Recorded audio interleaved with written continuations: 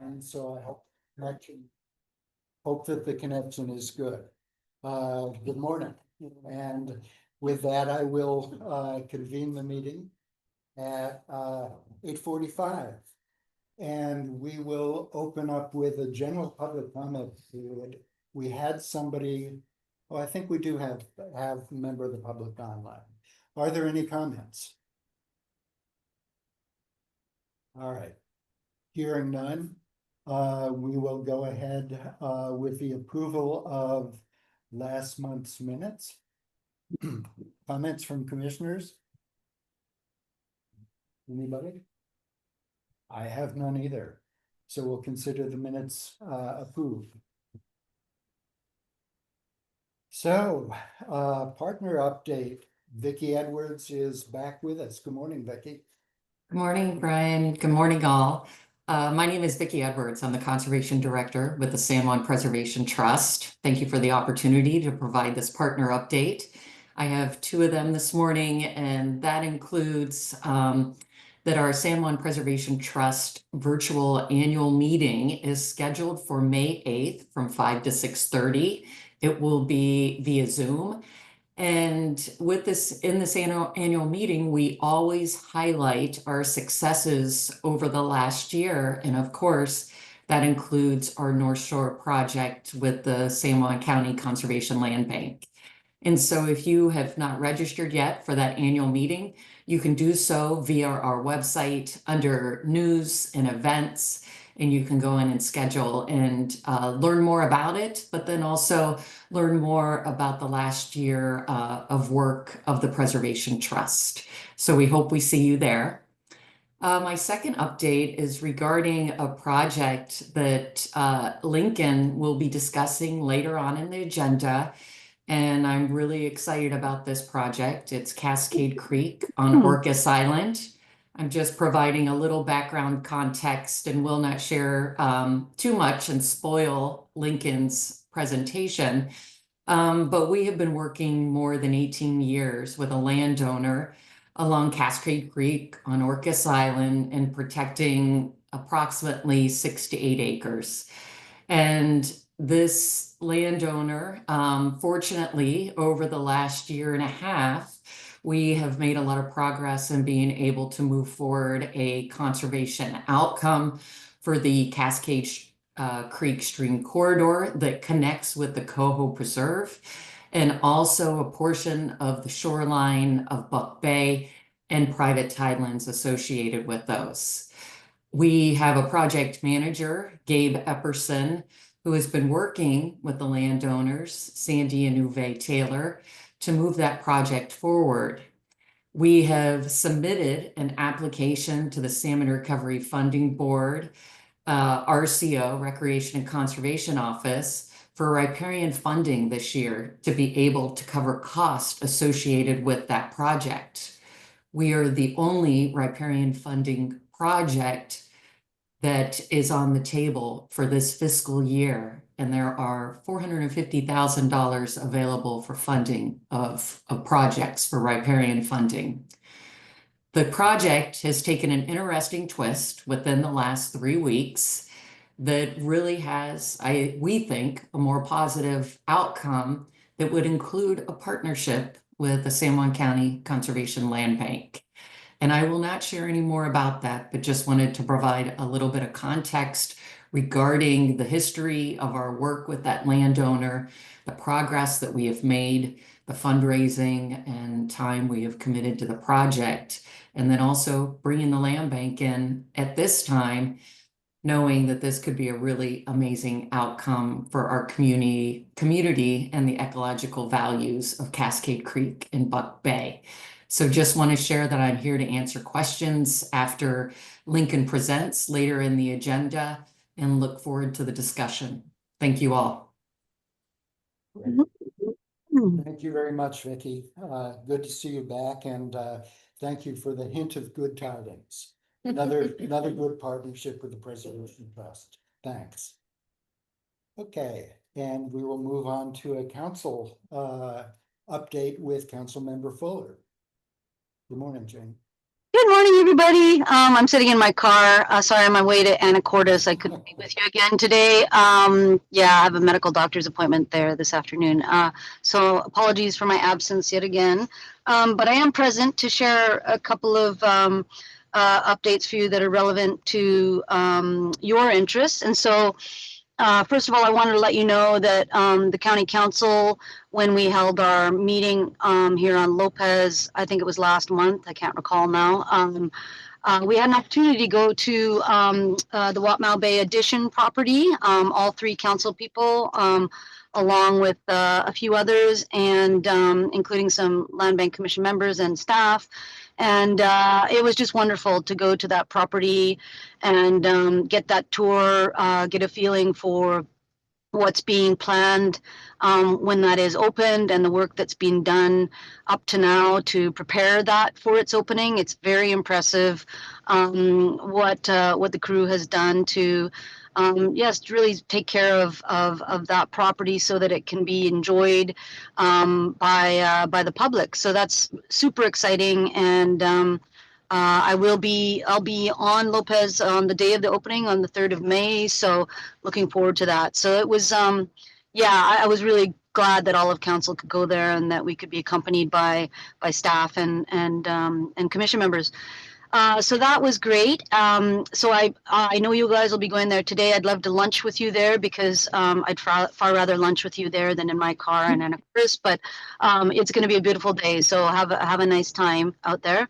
Then the other thing I wanted to share with you, which I also feel is extremely exciting, is the decision that that our organization has landed on, that council is supportive of, which is to utilize the approximately, it'll be upwards of $5 million that was a congressional earmark that Representative Larson got for the county back in 2022. It was announced, I believe, prior to my joining council.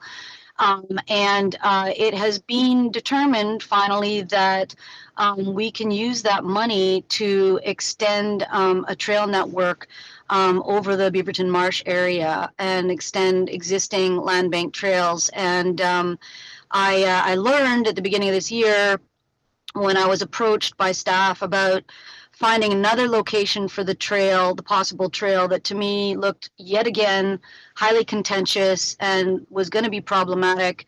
And I thought that would not be a nice way for Councilmember McVeigh to start her new term, is to have San Juan Island blow up again because we came up with another bad idea about where the trail should go. So it turned out I had a chat with Lincoln that afternoon and asked him, hey, you know, you got any trails that we can use this money on? He's like, yeah. And so the next thing you know, staff are talking, and now we have this awesome solution. And I had a chance to meet with Representative Congressman Larson on Tuesday. Actually, each of the council members did. We had a one-on-one with him at the Beaverton building on San Juan, and really was wonderful to be able to have some one-on-one time with him. And he and his staff person, Sean Cannell, are now aware that this is a direction we're moving in, and they're very satisfied and pleased with that. I think relieved because it's taken a long time, and I think San Juan County will entertain earmarks differently in the future if we look out for any.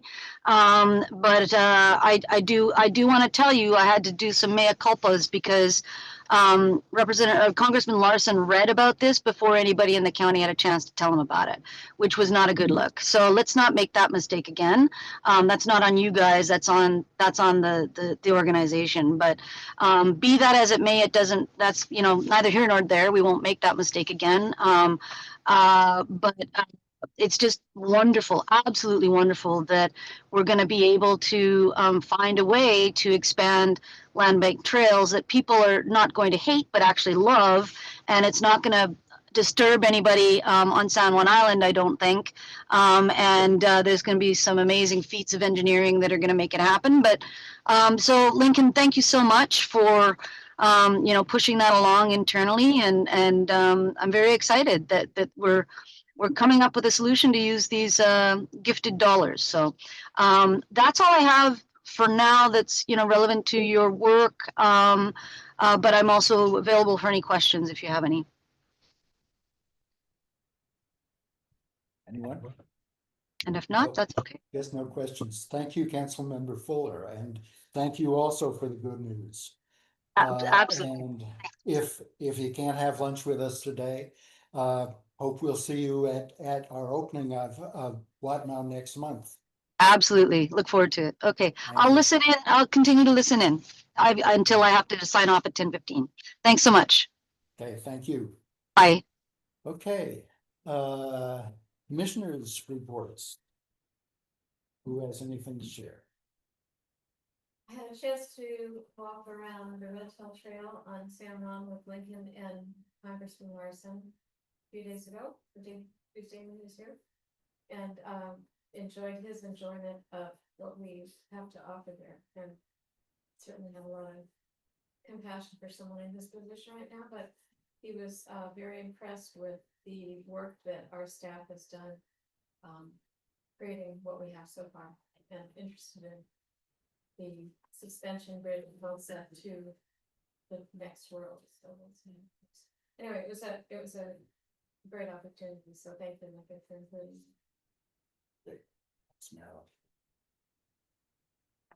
It was a relatively slow month for me. I went to the Great Islands cleanup, which was held on Lopez, which is ahead of the rest of the county.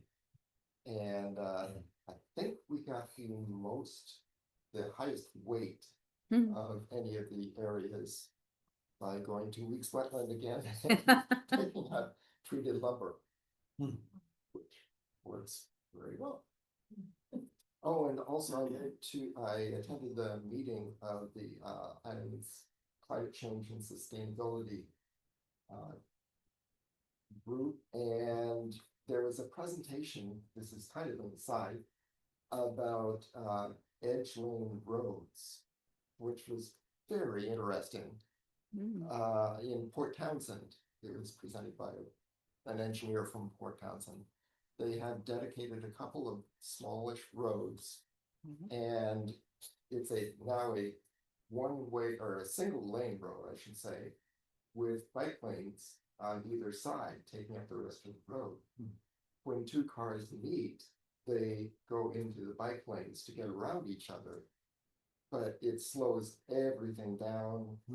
Safety has been great, and everybody seems to love it. So we can look forward to more of that. May not concern the land bank so much, but it's a great concept. Yes, Jim. Who else? Hey? I was able to go to the meeting out at Wapmo, yeah. 2 weeks ago, with council members and several department heads and our county manager, and it was a beautiful day, and it was a great meeting. I'm so glad to be out there with everybody. And we got some interesting comments back, and that was helpful. But anyway, everybody will get to see it today. I went to a meeting the other day at Stonecrest Farm here on Lopez, which is a land bank conservation easement. And it was a discussion about, so there's the situation on that property is there's farmers who lease most of the ag land and most of like barn and some of the other buildings. And then there was a life estate that was in the house of the previous owners. They passed away, and so the land trust, Lopez Community Land Trust, actually owns the underlying fee on that property. And so they had a meeting to talk about, okay, this house is empty. What should we do? You know, how can this house be used to kind of help further agriculture in the county? So that was an interesting conversation. We'll see where it goes. They have to cover their expenses of, I think it's almost $2,000. No, $2,000 a month. So it was kind of a discussion about what to do with that. Was on San Juan one day, and Marilyn and I went out to Ormarsh property, and then also took a great walk out in Zilstra. So it's fun to see what's happening out at Golden Marsh. Not a lot yet, but I mean, considering how long it's been, there's quite a bit. So it's gonna be really fun to watch that unfold. And also Tim and I and Lincoln had some discussions about properties on Lopez, so I think we'll talk about that later. Can you remind me of Stony Ridges? Stonecrest. Stonecrest. It's kind of central in the island, Kierkegaard Road. So we have an easement on the other side of the road. Was one of the early ones, and then this one, so it's how many, the 45, 50? Stonecrest? Stonecrest, yeah. I think it's 40. 40. Yeah, Yeah. something like that. Anyway, beautiful property, and it's a great partnership, I think, with the land. Great. That's it for me. Thank you, Peggy. Anything else, Mike? No? Okay, I have nothing either. So we will, go on to, the financial report, Mr. Rock.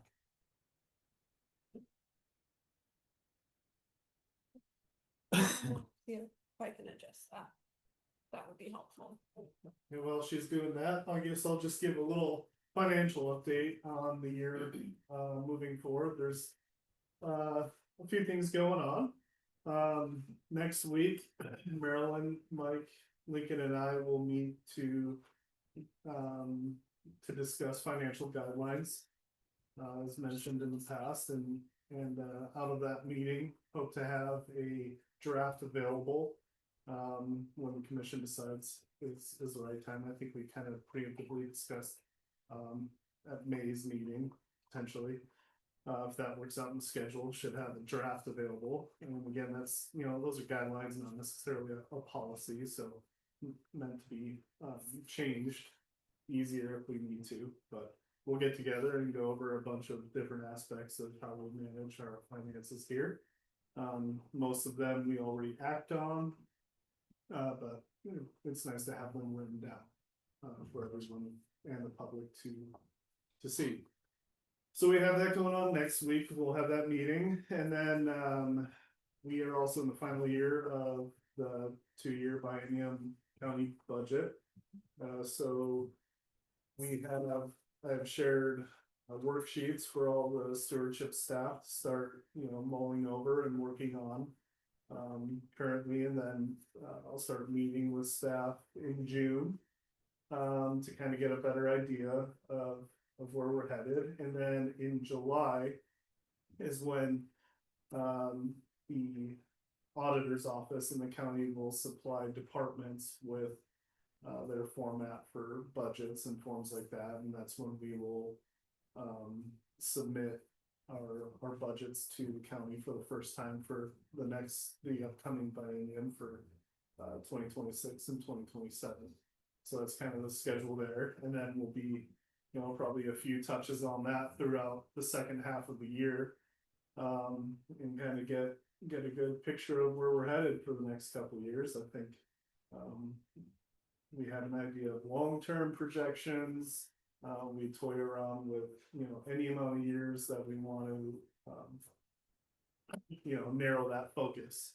We're able to do at that point, you know, after getting that master out there, and we played around with a couple different versions of shorter term focus. So things are looking good in terms of logistics for the year and how finances are managed. So some good things to look forward to here. Now that we have, so maybe I'll go away now. I just answered something. Okay, perfect. What's that? I said. Redacted. Yeah, redacted. You can't see anything that's on there. Let's see it. Maybe I'll zoom in a little bit. It's a little dark in here. Okay, that's a little better. All right, first quarter. Not too many things happen typically in the first quarter. Everything's kind of just getting turning for the new year. So a few things to look at. You'll see a big increase in cash on hand at the end of March. We'll get into what that was that led to that. One of the guidelines that we're acting on right now is keeping around 500,000 in cash on hand, and the rest goes into our local government investment pool. We're able to get interest on that while interest remains high. Transfers into that LGIP account did happen after the month of March closed. There was some movement there. We had sale of conservation easement, and then we also had transfer into the stewardship fund for first quarter activities. So there was a lot of money moving around there towards the end of March, so that's why you're still seeing that money sitting in cash. We've made the transfer after the month closed, but as it sits right there. Total cash on hand at the end of the first quarter, is at 6.5 million between cash and LGIP, the local government investment pool. General bonds obligations, or general obligation bonds, are long-term debt. Obviously, there no payment there. We make that payment to bonds twice a year, once in June and then once in December. So no change to start the year here. We get into a few things for revenues and expenditures. First, I'll start out with REIT for first quarter at over 500,000 at 567,000. Comparing that to previous years. Move over here and see the REIT chart for the last few years. Last year, we started out extremely slow compared to 22 and 23.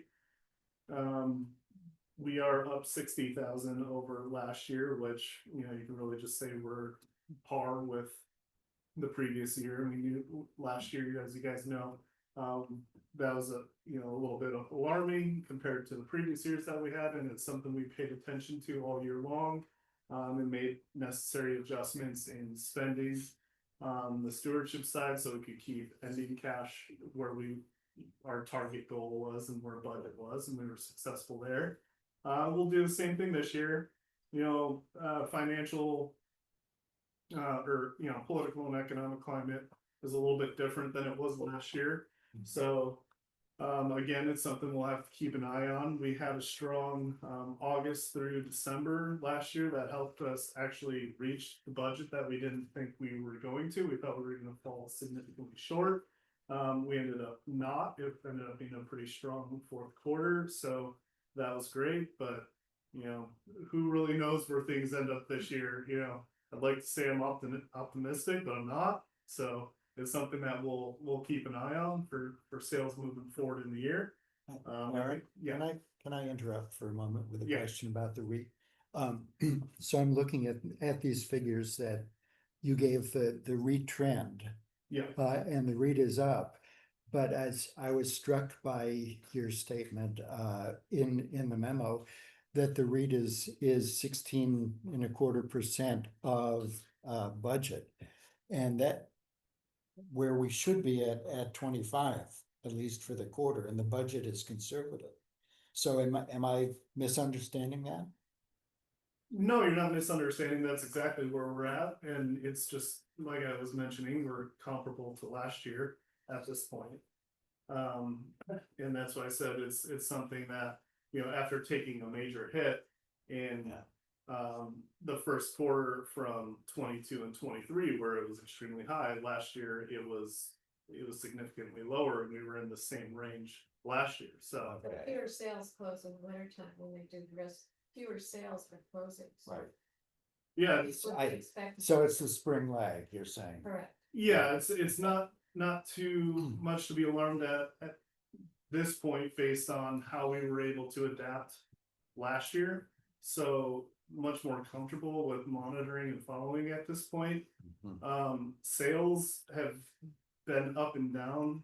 January we had 22 sales, February only 11 sales, and then March 22 sales again. So Darren, do either you or Lincoln have a habit of checking in with some real estate professionals to understand what the market's looking like this year? I think Lincoln's a little bit more tuned in. Yeah, I do check in with people occasionally, so I can't remember the last time I did that. Actually, it's probably a month ago, but And you're looking countywide, not just island. yeah.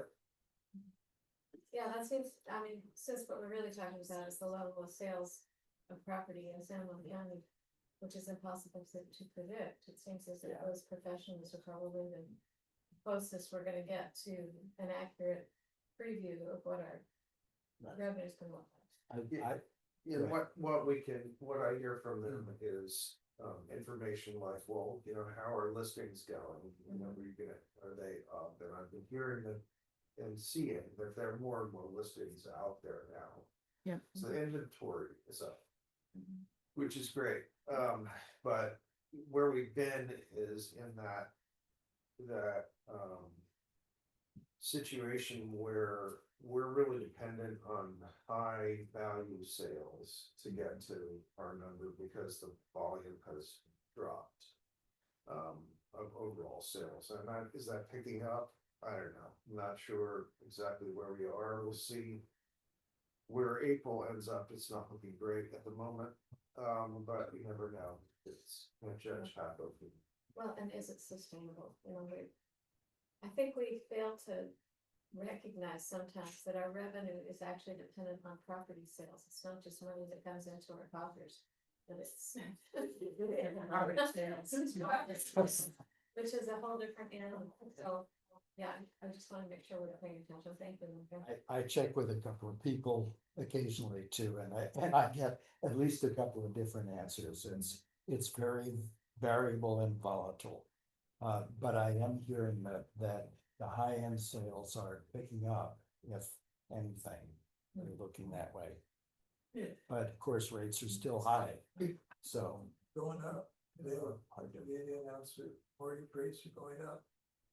Are they going up? Yeah. And. Let's see. Nancy? Oh, I was just gonna say, everybody I've talked to said the market's slowed. Yeah. But the anomalies are still there. Hmm. So if you're, a high-end home that has the right buyer is gonna go. But generally, more properties on the market and they're on the market for longer and, things have just kind of slowed down. Everybody's happy. Pretty much what I've heard. Yeah, and Aaron? to back that up, I'm seeing it, one of the things that I track is the number of sales from a month-to-month basis.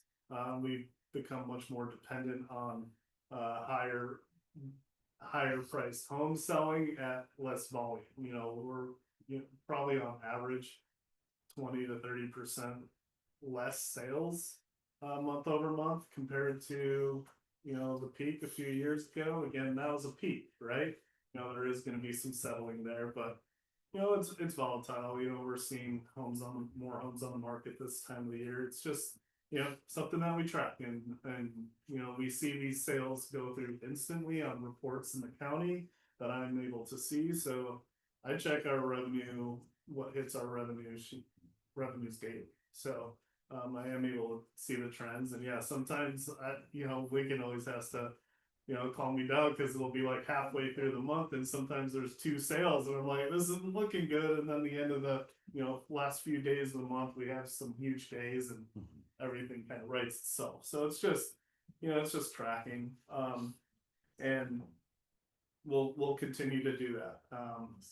At this point, this early in the year, not doing anything other than not changing anything. So then the other sales that led to cash, we had under sale of land. We completed the conservation easement sale on the North Shore with the trust.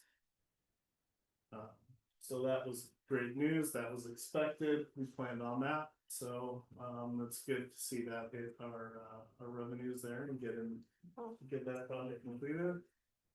I'm gonna move on to for him those issues. And then if we go into expenditures, everything's kind of, like I said, just getting started there. Nothing to, no acquisition costs, nothing like that has happened. Those are just administrative costs that are attached to operating budget wise.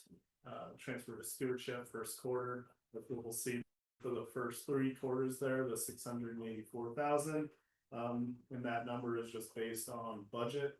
When we get to the 4th quarter, the 4th quarter transfer to stewardship, we make that based on actuals and spending in stewardship. So we'll adjust that 4th quarter transfer to however the year finishes up. So for the first 3 quarters, it'll be that 684,000. I'm gonna move down to stewardship now. I've got a quick question, I'm sorry, under sale of land, that was the North Shore. Right, in its entirety, 1.6 million was the whole thing. Yeah, so that when we closed, the preservation trust had put in 1.5 million at closing, so this was the remaining. Okay, and for stewardship, ending, total assets between cash and the endowment fund, as we like to call it, but it's the same fund, the local government investment pool. We're sitting at just over $80 million at the end of first quarter. I will speak a little bit to that interest rate, over 4%, sitting at 4.41%, that looks good. Following the Fed, they, the way it looks like that 12-person committee, the last meeting, information that I have that they had, March 18th and 19th was to hold the rate. They do meet 8 times a year to make those adjustments, and that's where they left it at that point. 11 of the 12 members voted to hold that rate as opposed to changing it. And they're lookout for the end of this year. 9 of the 12 expected to dip below 4 into the 4.8 or 3.8 range. Again, that's just projection. And then by the end of 2027, the outlook is around 3%. That's where the 9 of the 12 members kind of expected to be. So that's kind of a little bit of an outlook that around 2027 we might be down to 3%. But again, the way this world operates, that can change on a dime, and who knows. But that's the report that I'm seeing there. Real quickly, how liquid is our investments in the LGIP? They're invested into the account, so I wouldn't say the only thing we're liquid in is what's on cash. But I can pull, at any point, we can make a transfer from the local government investment pool, into cash at any point. It takes about 2 days. So it's a really quick turnaround. Yeah. I make the request 2 days later, it's there. So easy access. Revenues and expenditures. As you can see, the only big one there is just the transfer into site enhancement. Operational costs and property management maintenance for expenditures for the first quarter, a little bit over 400,000.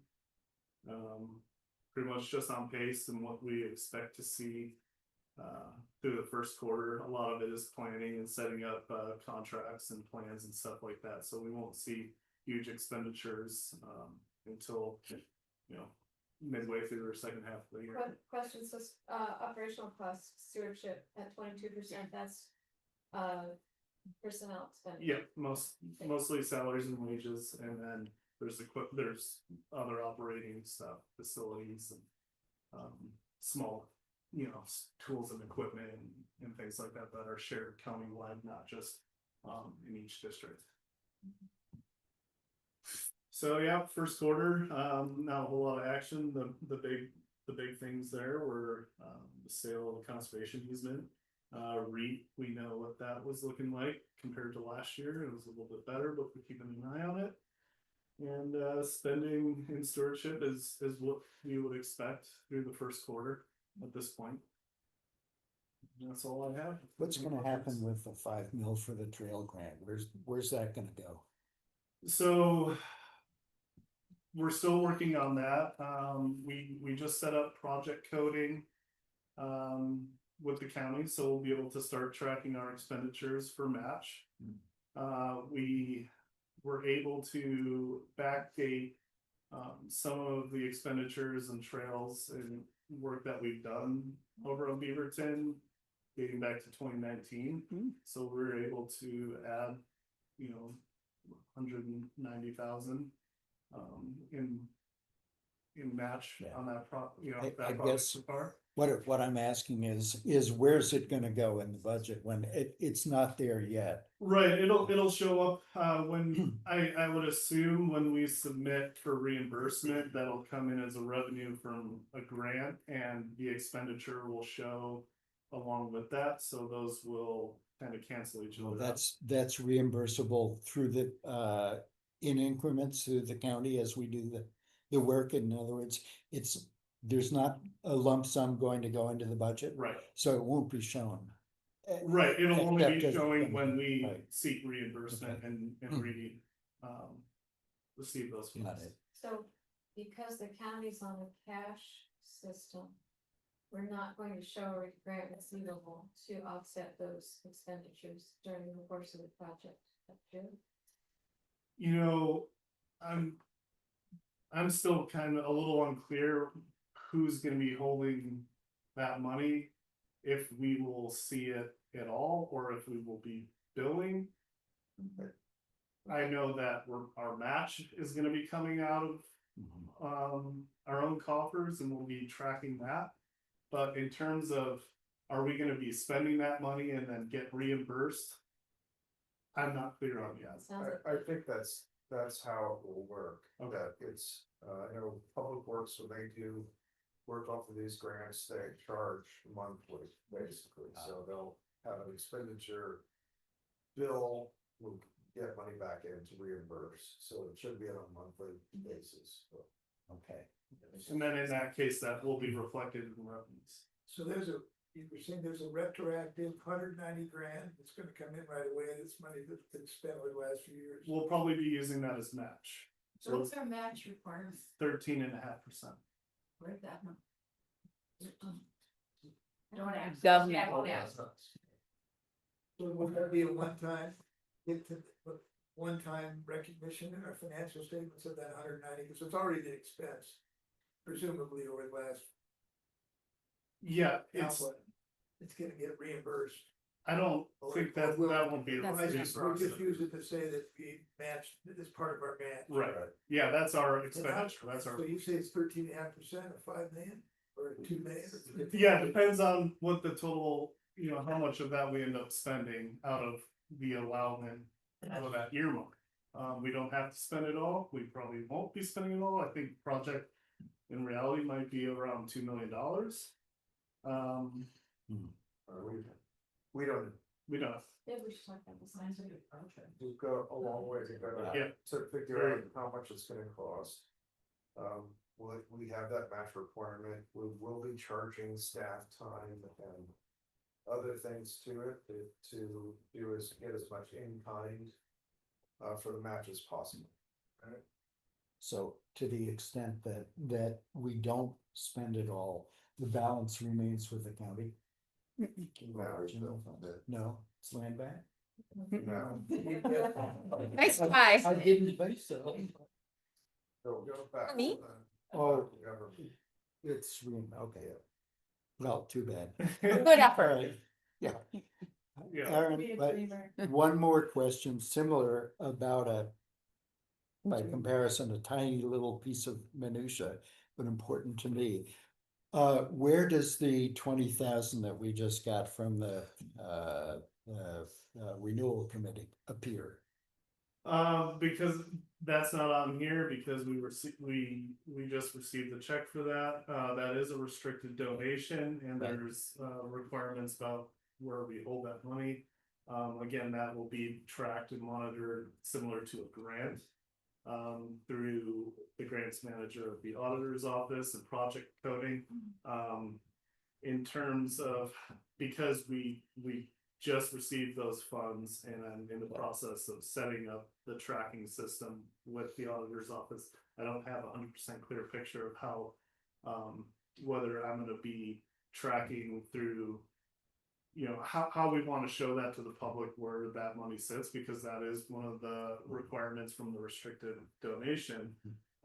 Is making that information public, how much is available and how it's being used. One of the things is they want to sit in an investment fund, so Yeah. LGIP. I'm not clear on how that's gonna be done, if it's gonna be done as a separate bars line and a separate investment, or if it's gonna go into, just the LGIP pool as a whole, and then I will track it separately. Those details are. But it will be being- shown somehow. It will be shown, and Okay. it's a requirement of that donation to do that. So maybe we can look a little more into both of those questions next month or whenever you Oh, yeah, report sure. on the financial guidelines. yep, That'd be nice. yeah, no problem. Great. Thank Yep, you. and then my plan is I will include it in quarterly Great. reports also, so it'll show on our quarterly reports. But on a day-to-day, I'm just not exactly sure how to do this. Understand. Do we need to send a big thank you?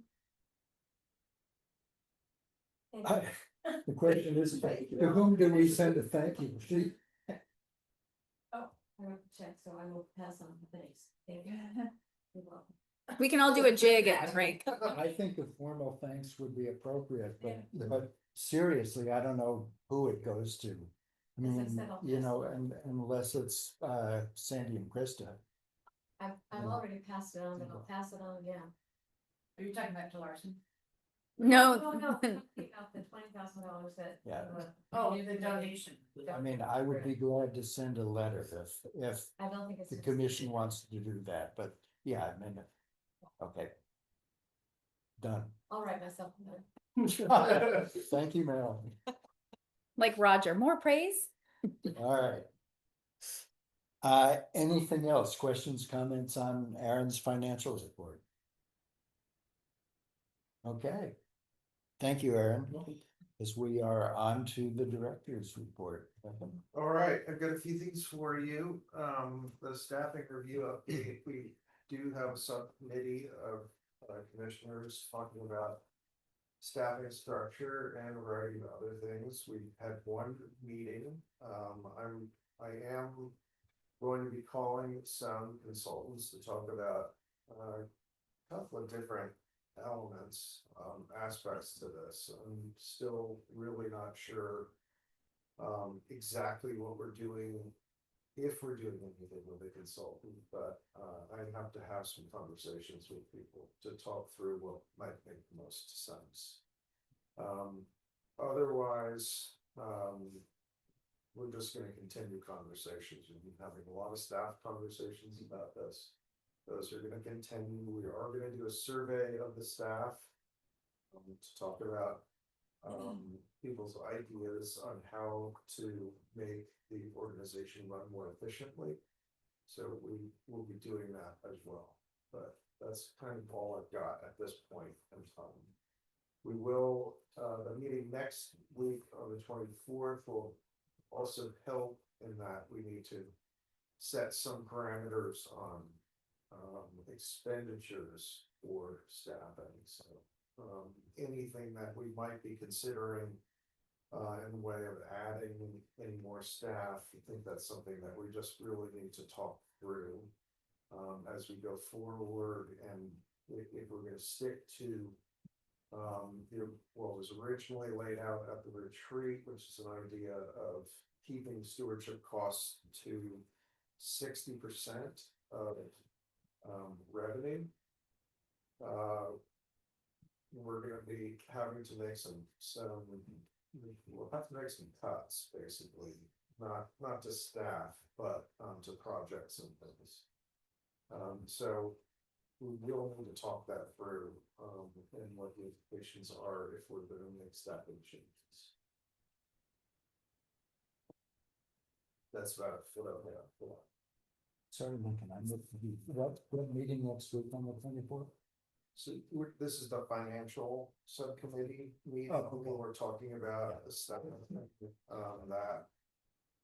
Are we gonna establish that 60% as our goal, which will come back to the commission, obviously, but we've got some things to talk through on that. Okay. So. Actually, I've got. Yeah, Aaron, if you can pull up that executive session Mhm. presentation and skip down to the Cascade Creek or Coho Preserve, if you see it on there. We can talk about that in open session. While you're doing that, I'll mention a couple of other things. One is that we've been working with John Model on Orcas, so the Models donated a big piece of property to us, but with a life estate, in the southern part of Orcas. They retained some other parcels of property, and one of which has a well, which is no longer functioning. The well on the life estate property does function. We have no intention of using it. That property also has a conservation easement on it held by the Preservation Trust. So when we get it, which is still gonna be probably 20 years into the future, or something like that. It'll be held as a nature preserve, basically. We don't have it, we're not gonna be selling any pieces of it off or anything like that. But this well does exist, so we're working with John Model to provide that well for his use. He's gonna have to pay for it one way or the other, so we've just done an appraisal. We have two different ideas, and he was open to both of these. One was to actually get rid of the development rights on an adjoining parcel, which appraised quite high. The other was just for him to pay outright for the well easement itself, the use of the well. There's a big difference between those two numbers. So I can tell you pretty confidently that they'll be paying for the well easement, which will be less than the cost of the appraisal. Brian looks confused. I am a little bit, but I want you guys to get it. We're gonna be conveying a well easement to the Models. I think it's kind of the least we can do, given the fact that they donated the property to us. We don't have any use for the well. So it just makes sense, but we have to go through the procedures established in the property management ordinance. So we have to get market value for it. So it will be a shared well at the end of this process or not? No, it'll be for their exclusive use. And now it's not being used for their. Sits there. So they live on the property, there's a residence on the property. They have an adjacent parcel.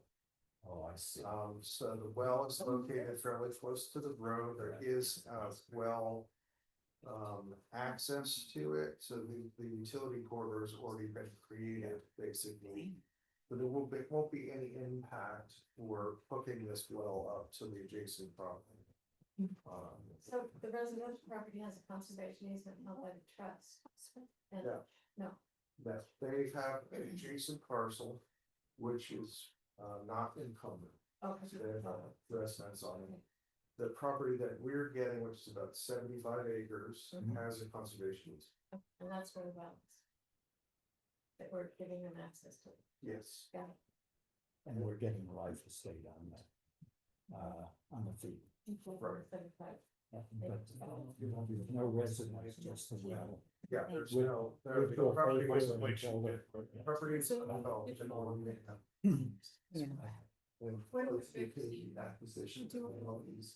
Whatever magic you were. No, we talked that through with John Model and his representatives, and he was okay with really either way, but. The difference in the appraisal is probably about $300,000 between the two. Pretty sure they're going to choose just in the well corridor rather than doing. And I just, as a matter of interest, are there any restrictions on the Yeah, I think it's a little bit better than acquisition higher. of parcel in 20 years or whenever they die? Are there any No, restrictions like this? It'll just be transferred to us, but the conservation easement obviously will remain in place. But And then ultimately the commission at that time would decide Oh, it's on stewardship Exactly, and or. It's really sad. exactly. We can talk about. But When's our next? I don't know. ordinance I don't meeting? know. Here should be just. So we can go have a field trip. Great. Lots of things that give. Yeah. Yeah, it's 5 in the morning, it's just like nothing. Yeah. I don't do that. Yeah, please, we get covered on that. Okay, so, coming back to this Cascade Creek acquisition, this is what Vicky mentioned. It's really impossible to see on the screen. Okay, I tried. If we go maybe to the next slide, There's a laser. Do you want the laser pointer? the just next slide, let's see if that's more visible. Oh, wow, everything's really hard to see. Well, that's not so bad. Okay, I can walk, oh, there, Is this? yeah, I can go up there and point. I yes, see Creek, we see Buck Bay. Peter, do you want the laser? Well, sure. Peter red loves button. to use the laser. yeah, so if you can just highlight the preserve. Yeah, so it's called Preserve, very odd shaped parcel here. I need a video of The this. Taylor property is here and here. And the proposed addition to the preserve basically includes a little bit of the shoreline. And then goes up, includes all the riparian area. Not sure exactly where the line is, the dotted yellow line. Yes. Okay, so you can see very faintly this dotted yellow line. And all the way up, so it protects a little tributary here and our preserve currently just, is to the center line of the creek, so it adds all this riparian land on the east side of Cascade Creek. Makes it a better shape. right? Yeah, it's a very nice addition. If we, let's go on to the next slide, maybe then. Yeah, so you can see here again, in the red line, piece of the shoreline on Buck Bay.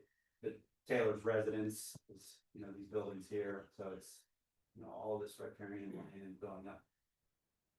So what's happening here is, the purchase of a portion of 2 parcels.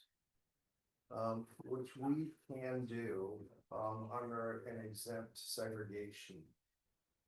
It's something that conservation organizations or land bank, the Preservation Trust could do that also.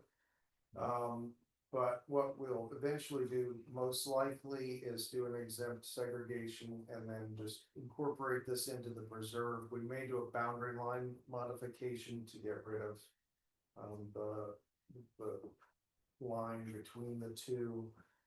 The key thing here, though, is that the sellers want to retain both of their parcels and they want to retain the ability to develop that northern parcel. So they want to retain the development. So this is where an exempt segregation comes into play, that we're able to buy a portion of parcels, which is unusual. Without affecting the development potential of the remainder. So despite the fact that the northern parcel is about 5 acres and this is 5 acre zoning. They'll be left with 2 acres that still have the development right. That part there. So there's an existing logging road that kind of goes up along the boundary here. They decided to ignore that road, basically give it up, and maybe in the future coming through there or something. So this also comes with a portion of the beach on Buck Bay. This is where there have been, I guess last year, maybe that was the first one, there's been quite a lot, the canoe during landing. The Taylors have allowed participants to camp on their property. When that happens, they'll continue to do that, but if this goes through, we'll own the property where the canoes actually land. So is the lower left on the shoreline, is that where the creek comes under the bridge right now? Yes. That creek comes out of here. And Yeah. where do they camp? Obviously on the uphill side of the, Up here. That's where the new journey camp? Yeah. But now they would move over to, They're in the same place. Yeah, Oh. this is a very small beach, there's no parking, it's not amenable really to public access, so much, they're just allowing the camping. I just have one question, and that is there any, in future development of the northernmost parcel, is there any requirement to offset construction from that new boundary line, or is there any need to do so? Well, San Juan County critical areas, buffer, requirements would come into play there. Theoretically, they could build 10 feet off the property boundary with, I think with the buffer. That's what you mean. Yeah, well, it's real steep up there, isn't it? Does it get steep? Yeah, this is very steep property. This is very level, but this area is quite steep, actually. So Kind of tell me where the trail goes right now. the trail goes roughly like this. Right, Along our side of the creek, there's a bridge kind of in here. yeah. The trail crosses and goes up around the loop, and comes back down. Okay. So could one or both of you say a little bit about the conservation benefits of this with regard to the lower creek and the beach and Sure. So you can see that there's not much buffer vegetation around here. There was a landslide here several years ago. Putting this into conservation allows us to enhance the vegetation, do more planting along here. And the Friends of San Juan's have been pursuing a grant for some planting work in that area. But we've done a lot of planting along the lower end of the creek on our side, but it'll be great to have management of that part in particular. The beach is it's a narrow strip. I don't think we could do much, if anything, there other than maybe post it. But the salmon reach of Cascade Creek, it's just this lower reach. There's a waterfall kind of in this vicinity. So it's very important to have full management of that lower piece. We could potentially do stream enhancement work there someday, but in the meantime, it would just be vegetation. the creek is right along the, what is it, I guess, the western property Yeah, line right there. Yeah. Follows the boundary. Why are we talking about eating for the land bank and conservation easement back to the trust? Correct, and so, with the $450,000 that's available in send recovery, which the trust is still carrying that application forward. We would be added, as a co-recipient. But our assumption is that, that amount there is no match for riparian, send recovery grants. So our assumption is that that amount should cover the purchase of the property. There's also a drainage project that needs to be done to redirect some of the water flow away from the creek, which will use money from the grant to accomplish also. So what we're thinking is that we will get this at no cost to the county, so we won't have to put it into a budget. And the last step will be for the council to accept the deed list, and that's the only point at which the council really weighs into this. I have presented this to them in executive session, so they're aware of it. And their support, so I think this one should be great as long as the grant process goes well. Vicky, I don't know if you have anything you want to add to all this, but the trust has done all the legwork on this, figuring it out, and will benefit greatly from it. Yeah, thanks, Peter. And I think you both explained it really well, and also just sharing, this is a very high priority for salmon recovery. As part of the RCO process for this riparian funding, we did submit that initial letter of intent in January and have went through the pre-application process, as well as a site visit with the technical advisory group and the regional folks. And Tyler was actually part of that site visit last week. And we have received very positive response from the TAG and the regional folks regarding the project. And they are hopeful we'll be able to solidify the purchase and sale agreement with the Taylors before the full application is due on June 21st.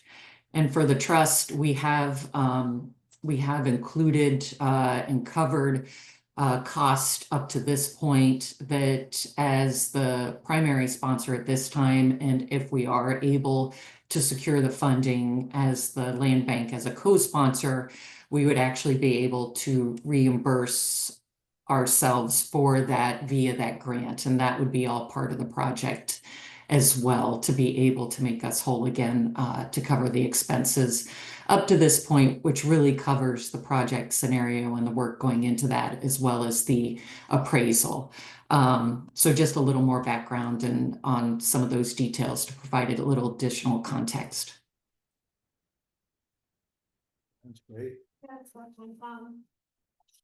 You know, this sounds like a great project to me, and I'm really excited about it. The fact that it's not gonna cost anything in acquisition cost to the land bank is pretty amazing.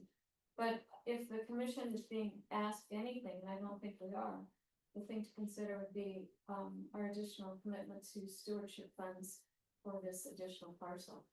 And, you know, just as we go through the process, and when we decide to purchase something and figure out what it's gonna take to maintain over time, this will be an additional maintenance expenditure and use of staff for what I consider a great project, and I'm not opposed to it, but it seems to me that that's the one intersection of the responsibility. Is that right? I mean, we don't have, this is not a thumbs up or thumbs down. Well, I do need, a consensus decision to move forward with the project. So as far as stewardship funding, if you remember, what we've switched to some time ago is not allocating specific dollars to particular properties, but to set amount that's being contributed to that stewardship endowment each year. So we can certainly come up with some potential cost expectations for this. We don't have that at the moment. But there'll be some, Peter can tell you. I would say the cost is going to be negligible, and it's in pretty good shape. It's some minor revegetation work. So, yeah. I'm totally excited about it, and I absolutely think it's a great project, but I just trying to see what it entails. It's, you know, you don't look a gift horse in the mouth. Of course not. You do need to know there's a lot of dental work required. So. Nice one. Yeah, I'll just say, this is no North Shore. This is really, that's a minimal investment in this part. Management plan. Interestingly, we did get a sound recovery grant for purchasing what we now own. The number one question during that process was, what about the other side of the creek? Oh, So yeah. Perfect sense. Good. this is the other side. Yeah. Thank you, Vicky. Well, it sounds to me like a windfall. Thank you, Trust, and thank you, Taylors. So Lincoln would like a, It's the consensus. most of the decision. commission. Yeah. Oh, I will just move it. Yeah, that we accept, this, gift from the Taylors and the Trust, and, move ahead with the acquisition. All in favor? Aye. Great. I need a second. Excellent. All right, I was just gonna add that. While we're not paying anything, it's not a gift. Right? They are going to be paid, out of sound recovery funds, assuming the grant process goes well. Yeah. So, that's all. And that's. Quick follow-up, I think I asked, so there's no federal funds required at part of the grant? That's a good question. you know, I think the money for salmon recovery is there. Going forward, what that picture looks like is another question. But this funding is, anything. As I understand. I'll just add one little thing, Lincoln referred to, you know, the need to address some drainage issues. So that is a remaining little sticking point, we're working with, Dave at the trust on this. The Taylor need to get a quote for doing that work, which basically routes stormwater runoff that's currently heading down the slope, which contributed to the landslide, routes it eastward away from this new parcel. And they have to be satisfied with that proposal, and it also needs to be paid for. The trust's grant proposal will include funds, some funds that would cover that. It might not be enough. I had a meeting with the Taylors yesterday, I guess, and they, or maybe the day before, anyway, they recognize that part of that project is to satisfy our collective desire to address that problem, but it's more than that. They have other drainage issues on the property, so they're gonna pay for a portion of the project themselves. It's just figuring out how much it's gonna cost, how much they're willing to pay, but it's, you know, it's a loose end that needs to be tied up soon. So one minor question, kind of off of the purchase, but what does that? What's our relationship now to the canoe landing? They're camping on the Taylor's property, it will remain the Taylor's, right? But landing on the land bank property. So we are essentially in the position of being hosts along with the Taylors. Which I think is great. Have we thought about that? That's coming up in July? What, is it May? Well, they're here, it's the same journey, they're here May 14th. Okay. So this, So right now. this is not going to close, it may not close until next year. Even. So if it closes this year, it'll be much later in the year, so beyond. Okay.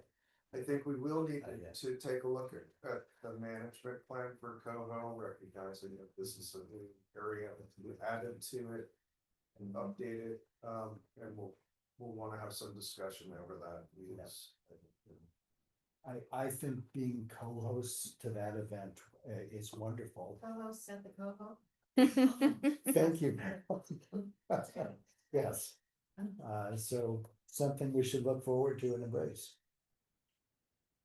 All right, well, that's all I got. Great. Okay. We're right on time for a break. What about, did you talk about Fraser Blakely that are on there? The Fraser Homestead, yes, we're going forward with the resale to the Park Service. That seems to be still continuing. Still having regular interactions with the Park Service Realty staff. So I've no reason to think that's not going to happen. We don't have a date, for closing on that. No, they've still got a few due diligence things they're doing within the phase one environmental. And they were just doing final, they've already done title check and most of their due diligence. Couple of things they've got to go, but I don't have a closing date. And did you have anything else on Blakely? Blakely, we did sign a letter of intent. Jessica signed that, Hudson. And so I think that's going to be considered at a June meeting of the state lands, what's that committee called? I can't. Transfer, yeah. It's, well, that's the DNR's board. Yeah, DNR's board, exactly. So I don't see any issues with that either. When closing happens, there is another question. I do think it's going to be important to really connote that transaction, since it is the last school trust in the county that was unprotected and now is coming into public ownership. And so that means we'll have protected, I think, it's about 20, over 2,000 acres. Well, that's an opportunity for histories. I think it's a good opportunity for an event because we have, state parks has taken a lot of this property, the national park has. And the national monument has, in addition to the land bank, so I think it would be great to do a joint event just with DNR, obviously. Just to highlight what we've been able to accomplish together. Cool. With field trip. Well, where that meeting would be, I don't know, like where that gathering, you know. The Inter-Island Fair. Yeah. So I think I know the answer. So the Blakely DNR one, because it's so steep and there's no access, we don't have any stewardship costs, management costs. Is that correct? It should be minimal. I mean, we'll need to get out there to take a look at it. We already have a conservation easement on a property owned by the trust, so we do annual monitoring of that. And we'll just have to work this into that schedule, but no, not anticipating much in the way of stewardship costs. It maintains itself, which is probably pretty good. It's also one of the longer stretches out there with help. So that's great too. It's a steep bank with them. Very steep. Actually, Doug had a shot of a small landslide that happened on the property from the ferry. That's like heaven. They did.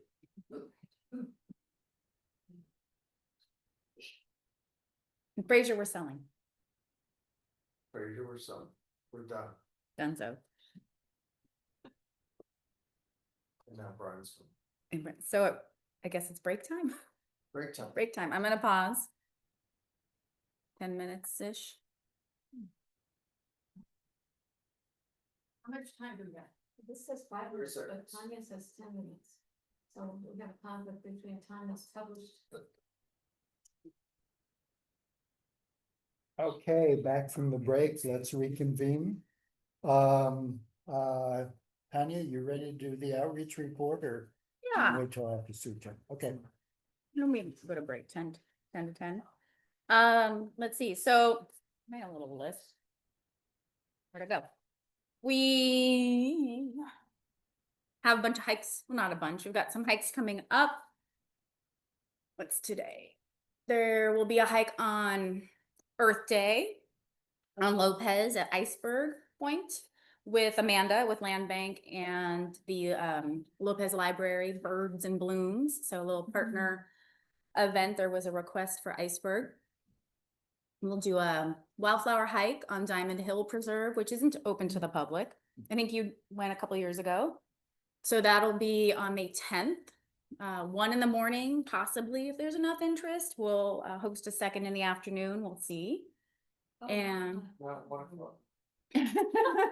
Marilyn, I don't know where you live. What did I say? 10 a.m. 1 in the morning, and yeah, one event at 10 a.m. Better. Diamond Hill. Diamond Hill, yeah, on Orcas. And then we've also got the opening at Watmow on May 3rd. We'll have a shuttle, very similar to what we've done in the past with North Shore and Katy. I've hired San Juan Island Transit to shuttle back and forth, and the Lopez School District is kind enough. They're going to let us use the parking lot at the school, so folks can park there and catch a free shuttle to take them to Watmow and back and forth, 11 to 3. The shuttle is from where? Not from the ferry. It's coming from San Juan Island. It will get on the ferry and come over here. Oh, okay. So let's hope it all works How out. about from Orcas Island? Well, you will have to get on the ferry from Orcas and find a way to Lopez Island, or to you'll get to Lopez, but to the high school. We don't have the capacity the to have high a separate shuttle. Yeah. Okay. So if you drive or, carpool with someone, you can park at the high school and then the shuttle will take you to Watmow. I see. Yeah. Okay. Give timing again for, For Watmow, yeah, 11. So 11 till. 11 till about 3, or that's the event timings. 11 to 3, and then we'll have a quick little celebration opening ceremony around 12:30. That's scheduled. And then Iceberg Point is on the actual Earth Day. On the 22nd, on Tuesday. Okay. On Tuesday. And what time is that one? Is that 9? 9? That's that's on a flyer too somewhere. 9 to 11? Yeah. And then May 10th at Diamond Hill, so we'll start at 10 a.m., go to noon, and then possibly one later in the afternoon, if needed. But we'll see, you know, it's a busy weekend. What other fun things are happening? Children's Festival on San Juan Island is May 17th. So we'll do that. And then Margot's been working on some other items in the background. Some youth, she'll be at Salmonberry School doing a presentation, mostly native plant focused, and then has been talking to some other camps. We did San Juan Island last year. We'll do that again, the summer camp. Lopez has interest in that. And I don't think she's had a connection yet with Orcas, but Salmonberry School is our start. And then we've got the community conversations on May 8th. So that's a Thursday night. And that's the same time as, like I was just gonna say, this Preservation Festival. Which we just learned about. Oh, okay. So, What what time was theirs? What time? They start at 5. At 5? 5 to 7. So what? And we start at 6, I think. 6 to 7:30, I believe, is what we have traditionally done. So maybe we want to rethink that. We could talk about that. It start at 6:30, it's possible. Start at 6:30 and then go. That's what we've actually, past community conversations have started at 6:30 and gone to 8. So it wouldn't be a big change. I think we just were trying a little earlier. This is our one community conversation for years, isn't it? Well, for spring, I mean, the last few years since we started, we've been doing spring and fall. Last year we had one, you know, with renewal, and then this year, I mean, it's up to you all, but I would suggest, you know, sticking to 2. We can do one in the fall again. Yeah. And so I'm gonna make a note about that before I forget. Because we haven't, the advertising hasn't gone out, and I need to check in with Erin Andrews. I think she's been out unexpectedly. I sent the press release info regarding Watmau earlier in the week, and I haven't seen it go out. She's usually quite responsive, so I need to check in with her about that. And then the next one would be community conversation, so that's good timing. And the website, we've had a little glitch. I haven't been happy, or we just haven't narrowed down yet the preserve page templates. It still looks a little wonky. So, but other than that, I think most other things are ready to go. And the annual report is in design with PID, so all the content, and that will probably drop end of May, or maybe that first week of June, with depending on printer timing, and there's many edits. So, And I had asked Lincoln for a report on the annual report, and I'm wondering if, and maybe too late to do it this year, but I'd really like to see it presented to the commission in draft form, you know, earlier in the year before it goes out. So I don't know if you can give us more of an outline at this point. I don't mean necessarily today, although I was hoping. well, it's pretty much the same format, you know, that we follow every year. So generally the first few pages, you know, the chair's letter is the start. And then generally it's acquisitions. We didn't have acquisitions last year, but we have all the openings to celebrate. Right. So we've got that. There's the financials. Pie charts will be included. We like to end with, I like to call them fun pages, but, you know, by the numbers, so pick out some fun things that happen throughout the year, as well as partnerships and some of the new programs that we started last year. So, but the format is generally chair's letter, acquisitions, you know, the finances, the map is in there, and whether it's partnerships, volunteers, you know, something that happened in the year, by the numbers, and then pretty much it. And the theme is? Still, you know, renewal, growth, connection. Yeah. Kind of, sometimes it weaves its way through from what, you know, starts out in my brain to what we get, but yeah. Okay. Yeah. Well, maybe next year we can have a more of a preview for the commissioner. Well, when the draft won't- comes, I'm happy to send it through, but, yeah, okay. So, are you done? I think so, unless there's questions. So my question is, have we advertised the community meeting? No. So I just wanna present that question to the commission, since we just learned about the Preservation Trust annual meeting. Do we still wanna have it that day, or do we want to try for another day? What are your thoughts? I think people may be zoomed out who might have otherwise participated. How much trouble is it to switch to another day? Well, it's generally not much trouble. We tend to host it at the Grange. And the only thing I do know about the Grange, 1, 2, 3, the third Thursday in the month, they're hosting, it's funny, they have a resilience program. So that Thursday night they would be taken. But if it doesn't need to be a Thursday night, I can check for that week, 13th or 14th, Tuesday through Wednesday. I recommend moving it if we can. Okay, well, I can check the Grange schedule, on the way home or maybe afterwards, and then perhaps later than today during the walk, I can let you know what dates are available. Since I have you all. Okay. Lincoln, what's your expectation as far as commissioners being present? I mean, I think I've been online and you've pretty much done it. You and other staff in the past. Yeah, it's a remote meeting, so we're required to have a place to host it. And people can come in person if they want, but generally, almost everybody's gonna attend remotely. Especially with it being in the UK. Yeah, if that works for you, for staff, that's. Yeah.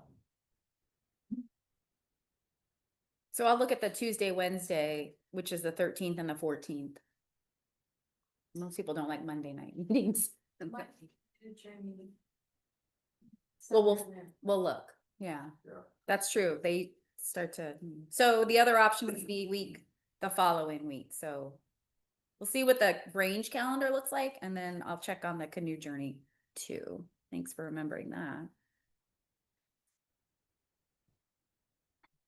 Is that everything I had? I think so. Yeah. For the most part. The opening is really the most important. Okay, good, thanks. Mhm.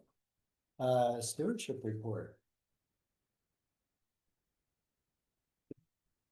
Well, I put the Beaverton Trail on there. I think we've talked that through. So unless people have other questions about it, we can move on to what other people might want to do. The only question I had for Congressman Larson was, are we really gonna get the money? And as an earmark, he said yes. So that made my initial concern a little bit less. Yeah, we still have some hoops to jump through. It's a huge project. Doug has been putting a lot of time into it, doing a great job. But we're working with DOT, state DOT, which is not an agency we're used to working with, and they have their expectations, and we have, what we would like. Generally now it looks positive, but you never know till we get a little bit farther down the way. Any sense of what that means, their expectations and. Well, so they're used to doing transportation projects. And, Bike lanes, so to them, yeah, highways. like it's a 10-foot wide paved. We're not doing that. The width is a question. The surfacing will be more using crusher fines, not using pavement.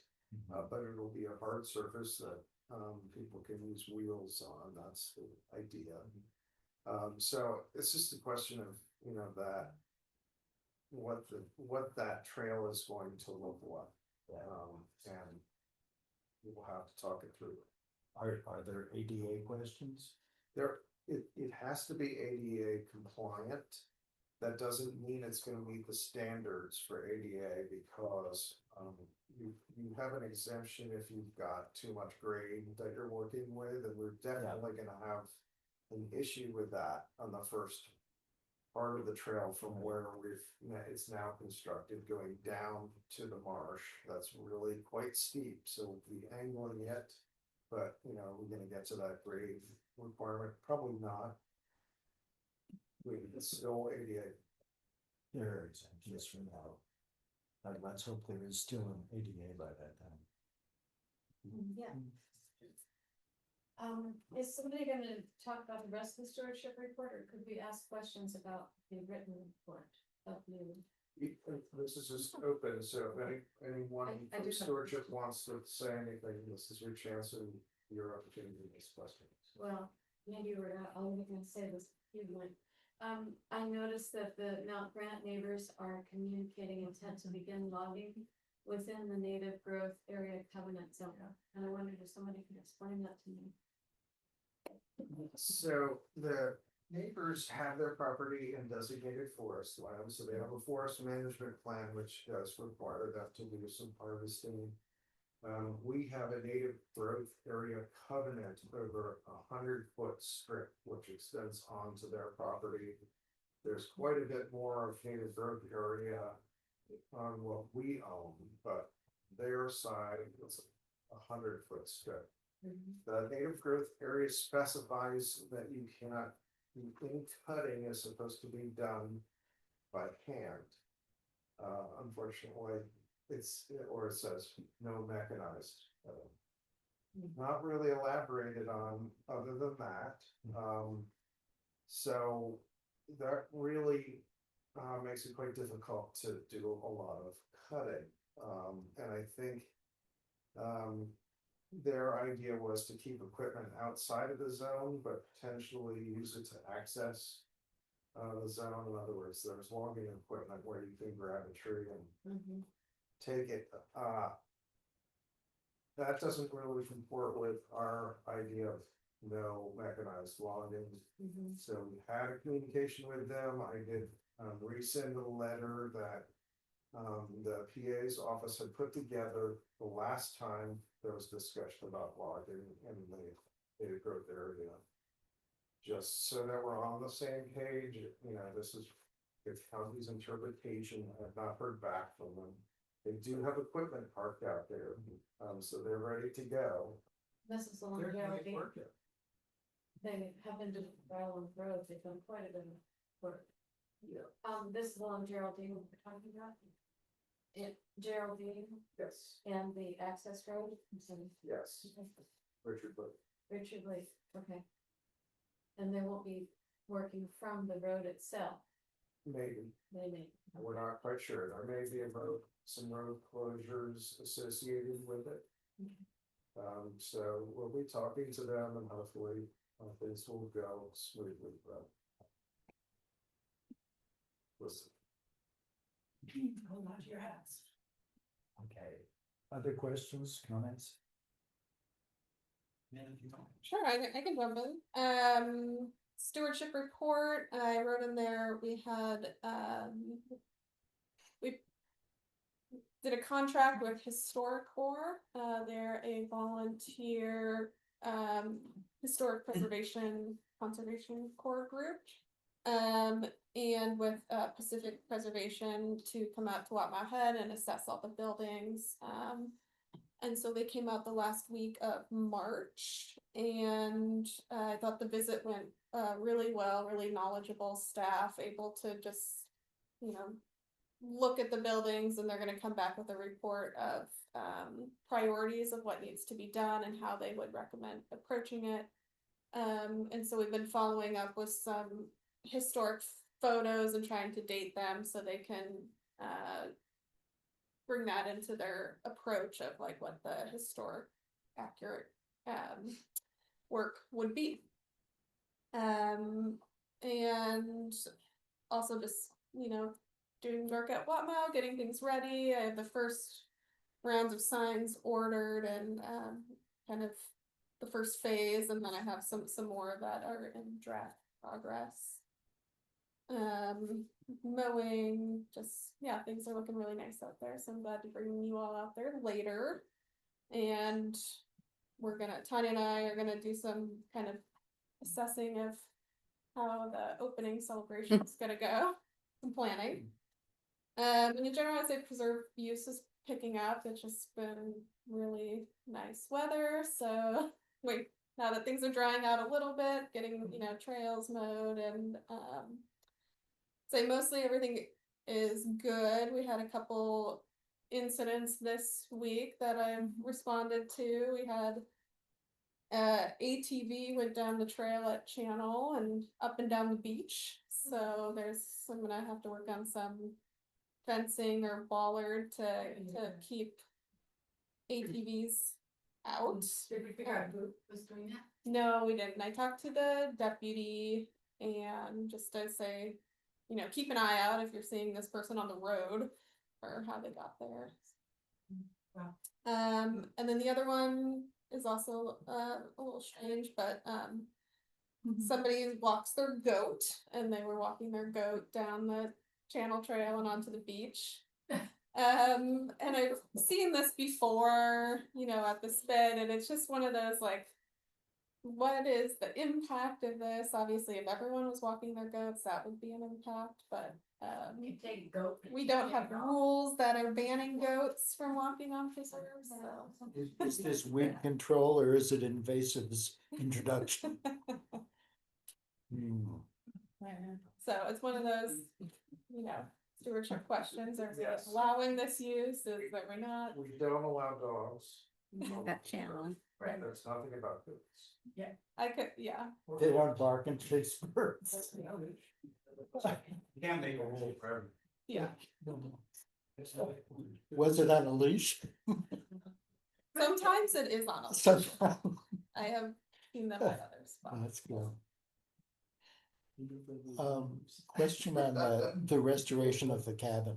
We are, regardless of the report, we are hands off, aren't we? Yeah, so the goal for this assessment and report is to use that information to apply for a grant through the So state. somebody else would apply or? It would have to be the land bank.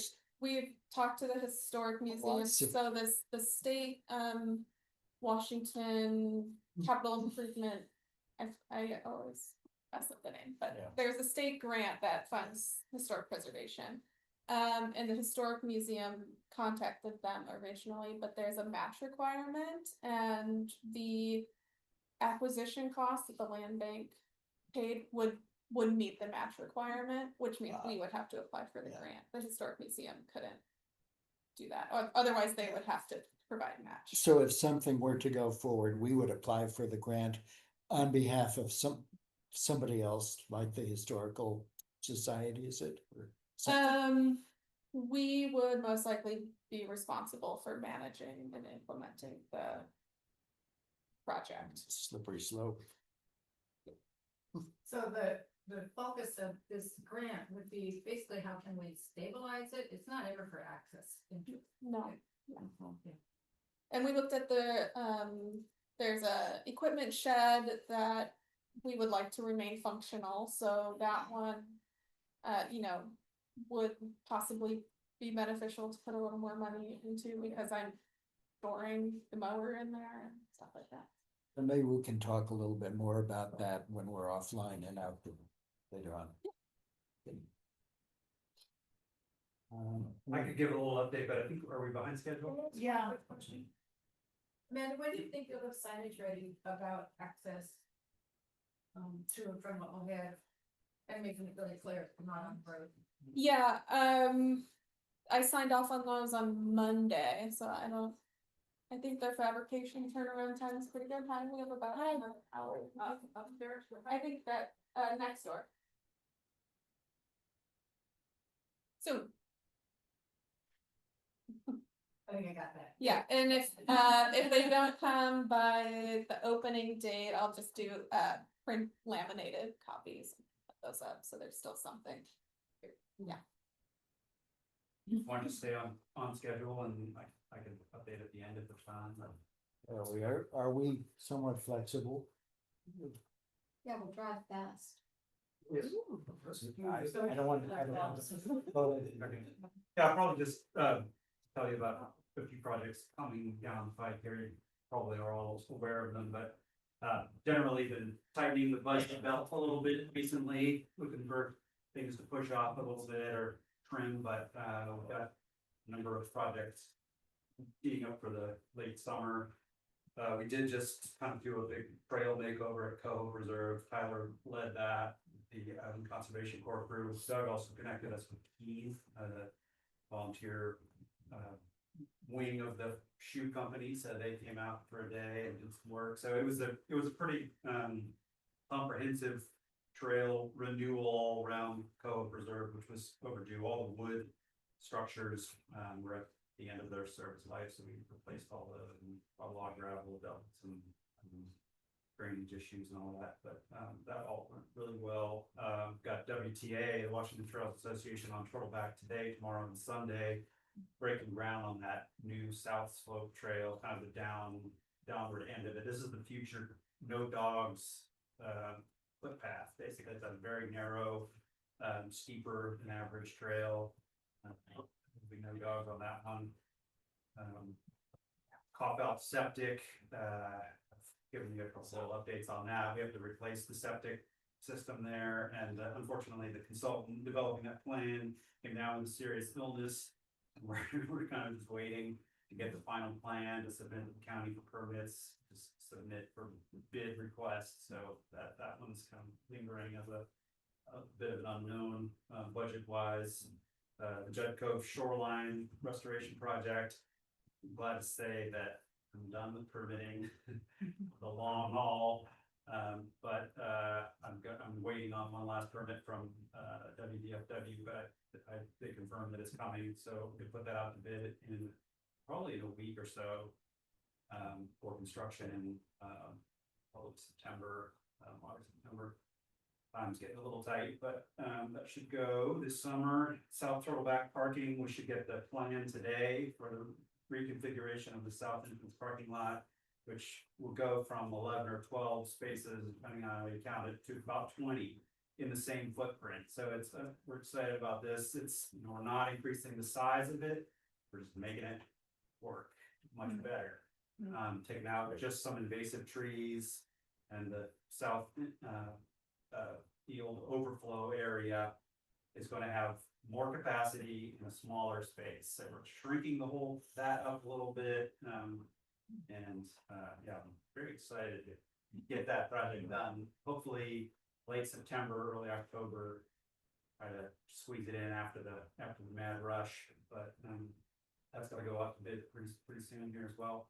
Crescent Beach thinning project. I don't know, Aaron, if you've heard anything. I just emailed Gene Phillips at DNR. I think it might have gone out to bid, because somebody mentioned it to me the other day. So in any case, that should start beginning of July. We've got a sign posted out there about it. Get occasional questions, but seems like it's all moving forward for the plan. And that one again is funded by DNR. Cost us. And the Cascade Creek Flow Restoration Grant Project, it's one snag after another. The Rosario Resort sale, as some of you have probably heard, has taken a new turn where the core resort is owned by the person that bought it a year or so ago. The marina and the land associated with that was just picked up by a separate entity. That entity owns the hydropower plant, which is where the water that we're trying to buy goes. And another party has emerged with interest in establishing a fish hatchery at the lower end of at the resort, using that water that we've been trying to buy. So just craziness, but we're talking with everybody and hoping to pull that together before the grants expire. Meanwhile, Ecology is like, what's the update? What's the status regarding the grant? Who owns the water rights? Orcas Water Holdings, the former owners of the resort, retains the water rights. So now you got, if you include us, 5 entities, involved in this thing, which used to be just one plus us. So it's Never imagined this project would be like this. That's all, that's all. Thanks. I have one quick question, from the stewardship report, going back to District 1 and Katie. This comment, the restroom permitting should be in the final stage and septic installation for both Katie and Mount Grant for cost efficiency. Septic? What are we doing? We're putting in a restroom, which is manufactured, I think, by Tetra Tech. So it is a restroom, it's not a vault toilet, it is what's referred to as a urine diversion facility, so it separates the two. The liquid basically is allowed to go through this septic system, so that's all it is, it's easily dispersed, easily absorbed. And the rest turns into compost and dashboard. So it's a Semi-compost. right, so but you have to go through the permitting process. So that's a new one for us. What's the cost differential?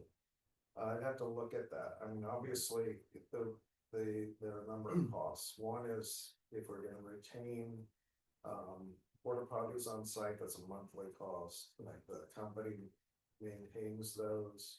We've had issues there where Zolstar, for example, it was damaged. So they would, we had to pay for the damage and they weren't gonna keep the restroom there either. So we need a little bit more control over this, but the idea here is this is the ecologically friendly approach rather than having something pumped out. I would have to look at what a vault toilet pumped out costs. I didn't really want an answer today or to get deep into the question, but I would suggest that that's something for us to look at. Sure. For the future, maybe future agenda item. In terms of, well, I guess it's part of the standards discussion. And I'm personally not real happy with porta potties either, and I don't know about the other stuff, but be a good thing to look at and discuss. Okay. Anything else for the good of the order? Then at this point, we are ready to recess into an executive session. Oh, I'm sorry, another public comment. Nancy, I'm sorry, I didn't. I'm sorry. So I have a question about Tex Geeling. She passed away, and so I'm wondering what the status of that situation is, because I couldn't remember.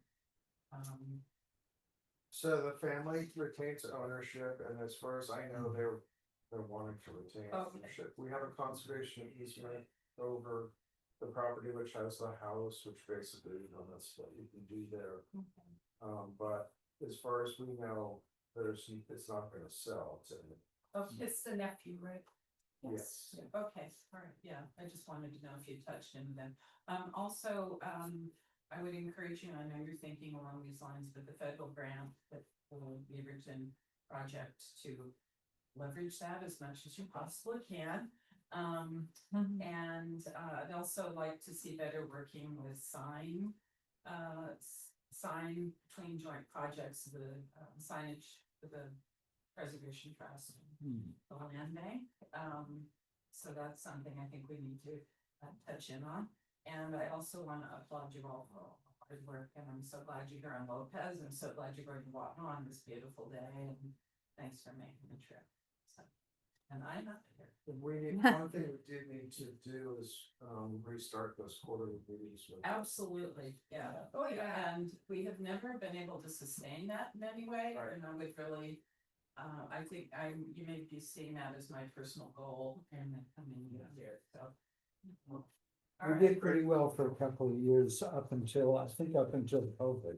And that- Yes, that- oh, no, I know, well, there's been just So- fits and starts, but it's really important. And- I'm glad Vicky is here, and I think I've got to come to as many as I can make, and anyway, enjoy the day. Thanks, Nancy. Nice to see you. Yeah. Bye.